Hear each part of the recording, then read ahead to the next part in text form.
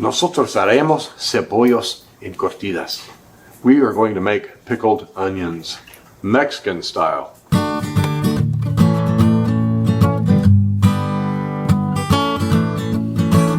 If you were looking for a very quick recipe video, this is not for you.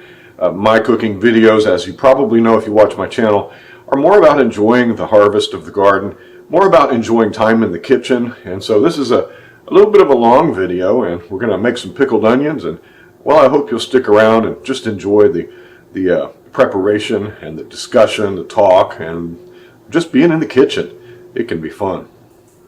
Okay, I have purple onions, lots of them. They're small, but I have enough to cut up and make a batch of pickled onions. Now, I have made pickled onions in the past out of purple onions and yellow onions and white onions, and I've done them in several different ways. There's just a basic pickled onion that is so good on just about anything, but it is especially good if you have tacos, Mexican food, carne asada, fish tacos, anything like that. Barbecue, it goes with anything. And you'll find that they're really easy to make. They keep about a week or two in the fridge. And yeah, pickled onions, man, it's such a good way to extend your harvest. Get a few weeks out of your onions, your storage onions. So if you've got some onions laying around, you don't know what to do with them, pickle them. I'll show you how. All right, traditionally Mexican style calls for some peppers, some heat, a little bit of spice. So we're going to harvest a couple of these jalapenos that we have here. This is Jedi jalapeno from Johnny Seed. I think I'll only need 2 of them. The pickling process reduces the heat. You could use a serrano pepper. You could use, traditionally the habanero is used in the pickled onions, but any kind of pepper that you have on hand that provides a little spice, that's all you need. So we got a bunch of jalapenos here. Look at that.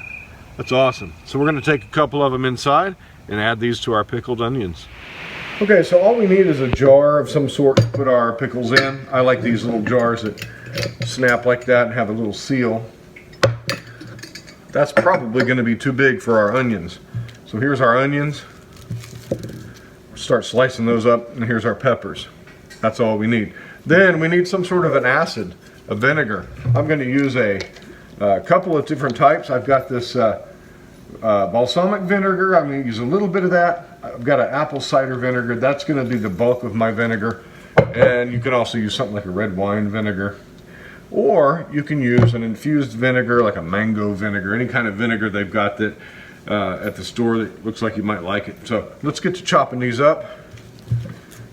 If you cut your onions and dice them up this way, you know, kind of like so, you're going to cut through many more of those onion cells that store up all that good flavor. If you cut them root to stem or stem to root long ways, you don't cut as many of those. You preserve more of that onion flavor, that onion goodness. And so what I'm doing is just cutting them thinly, as thin as I can get them. I don't know, 3-4 millimeters.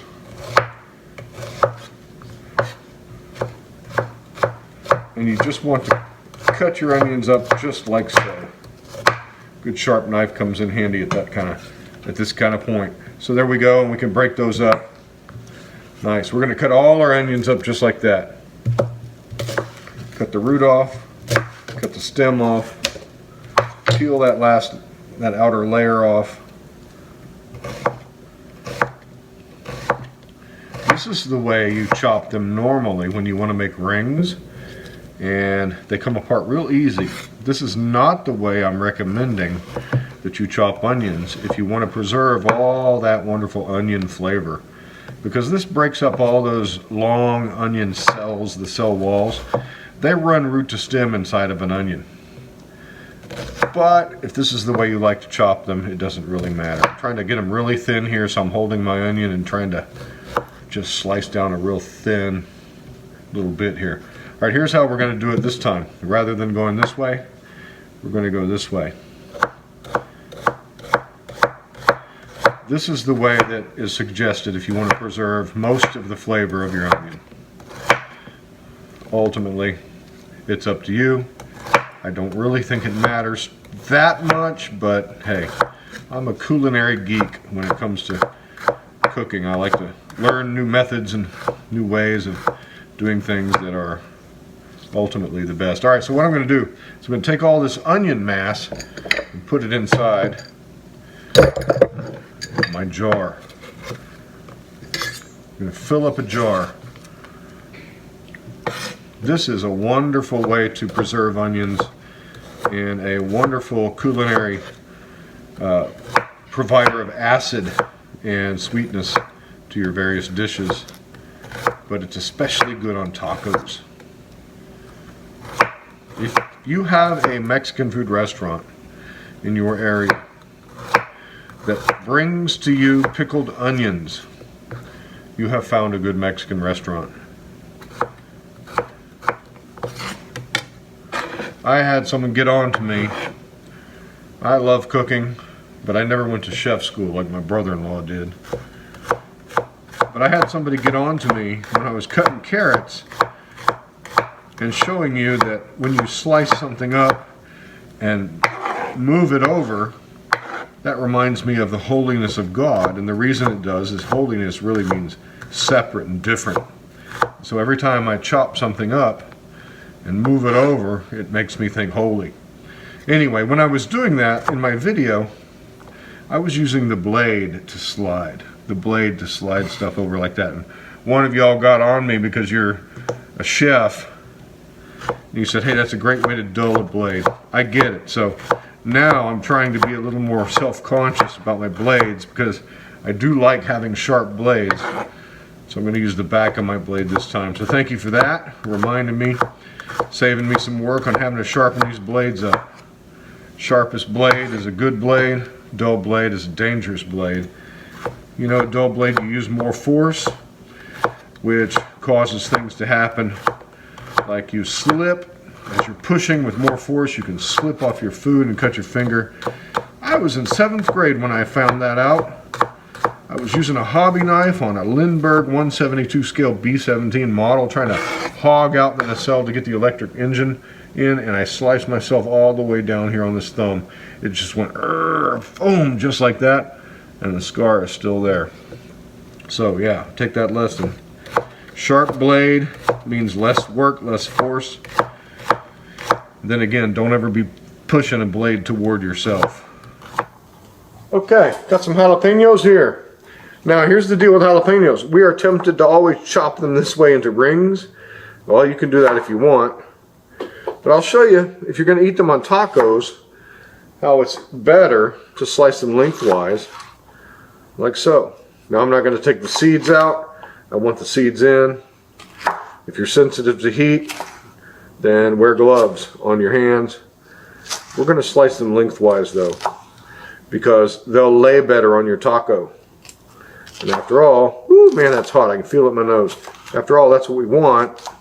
We want some veggies to go on our tacos. Onions and peppers. This is going to add some nice kick to our peppers. Now again, don't worry about adding the seeds because the vinegar will help to render the capsaicin in the pepper less spicy. All right, so that's all we're going to put into our mixture here. I'm just going to take some of our onions out, put some of our peppers in, add some of our onions in, put some more of our peppers in, put some of our onions in. So let's get all those seeds and that pepper, even the pith. It's nice and warm and heat. Spicy, that's where the heat comes from, the seeds and the pith. I have what is called a, man, I forgot the name of this. It's kind of like a muddler that you might use for making cocktails. It is just a pounder I use for cabbages and pickling. And you can pound this stuff in here, pack it in really well. Before I finish packing, I got some other things to put in here.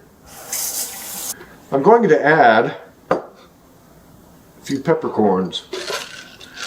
I don't need many, just a few. Getting down to the bottom of our peppercorn storage here, so. And I'm going to add some oregano leaves, just a few, just a little bit. And I'm going to put some cumin in here as well. Cumin is a Mexican staple spice. A little bit of cumin in there. I need a couple of cloves of garlic.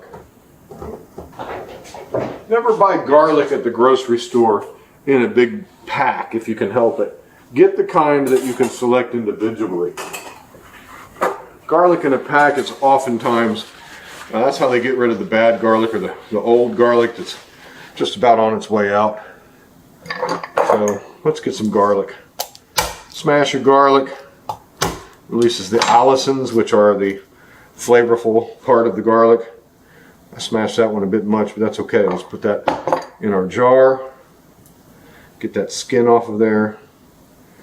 Let's see here what we got. Is this usable? Yeah, I think so. Although it's kind of old, but it'll work. My garlic that I'm growing is not ready to use yet. Although I could use it as green garlic, I'm not sure that that would work with this recipe. Man, I love purple onions. They're great in salads. They're good raw. They're good caramelized. They're good cooked. You can't go wrong with a purple onion. Can't go wrong with onions at all, but man, a purple onion. Now, if you were canning this, you'd leave about a ½ inch of head space, and you'd water bath these for about 10 minutes. That's what I understand. But I'm not going to be canning these. We're just going to make us a batch of refrigerated pickled onions. So, all right, let's get our brine ready to go. All right, we're going to make a brine. It's not technically a brine. This is not true fermentation. When you pickle and make a fermentation process, you use a 2 to 3% brine, which is just salt and water.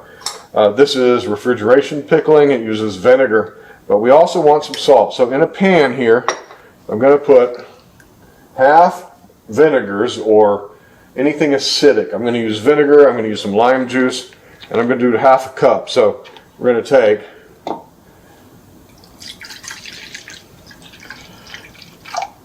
¾ cup or so of apple cider vinegar. That's my base. And I'm going to add to that some balsamic vinegar, just a little bit. Let me smell it first. You know, I'm going to pass on the balsamic. I'm going to add red wine vinegar. Balsamic's just a little too potent for the flavor profile I'm looking for in this Mexican style. We're going to add some red wine vinegar. And I'm going to come just a scotch short of 1 cup. And what I'm going to add now is some lime juice. So vinegar is an acid. It's acetic acid. Lime juice is citric acid. But, you know, you could use both of them. Because lime juice is just so fragrant. And it's so very important to Mexican food. So I just went a little bit over 1 cup with the lime juice. You could use fresh limes if you had them. I don't have them, so I use it out of a jar. All right, we're going to add a little bit of salt to that. I don't know how much to tell you. Just a couple teaspoons of salt to that. Need that saltiness. Well, I'm almost out of salt in here. Should have prepared beforehand. Yeah, 1 or 2 tablespoons of salt. Maybe not even that much. I need some sugar. A little bit of sugar. What are we going to do? I got some vanilla. That's good smelling sugar. We put about let's see, heaping teaspoon of sugar in there. And maybe a little more, about half. Now you could use honey. You could use any of your artificial sweeteners. You could use anything you like to use. I'm just using straight up sugar. All right, now we will put this in our pot here.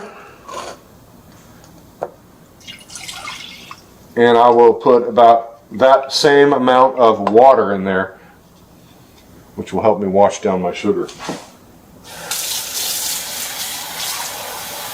So, cup of acid and a cup of water. We're going to put this on the stove and bring it to a boil. All right, we're just trying to get this to a boil. Man, that's potent. And that vinegar in there.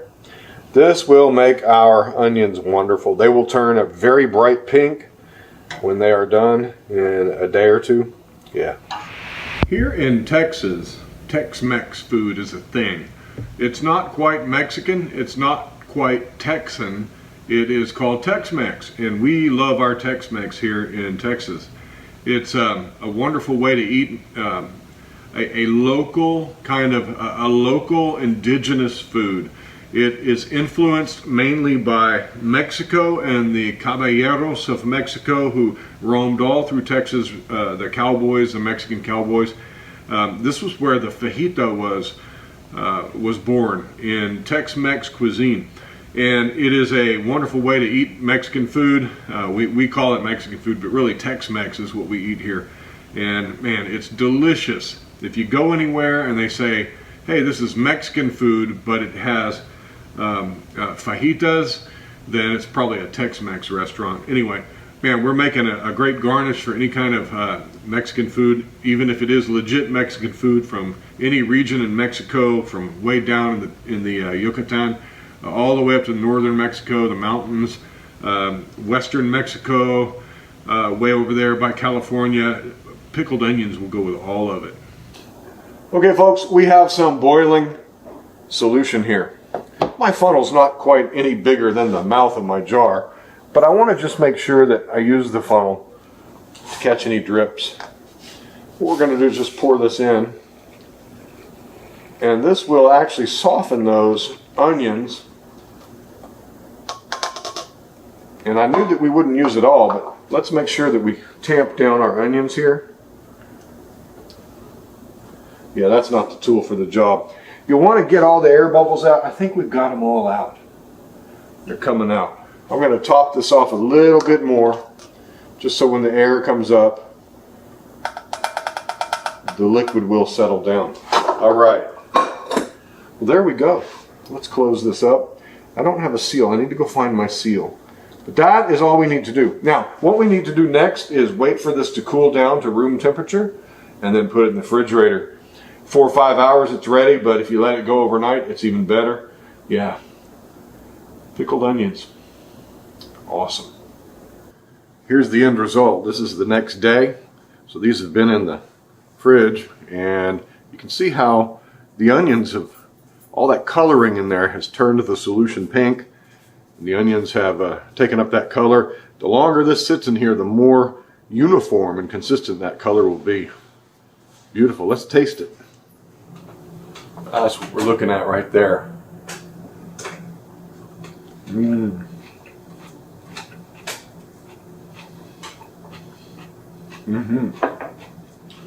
Like I said, there's a jalapeno background there, but it's not spicy so much as it's just flavorful.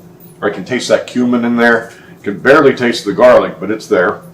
But most of all, you get that crunch of the onion, good texture, the acidity is nice.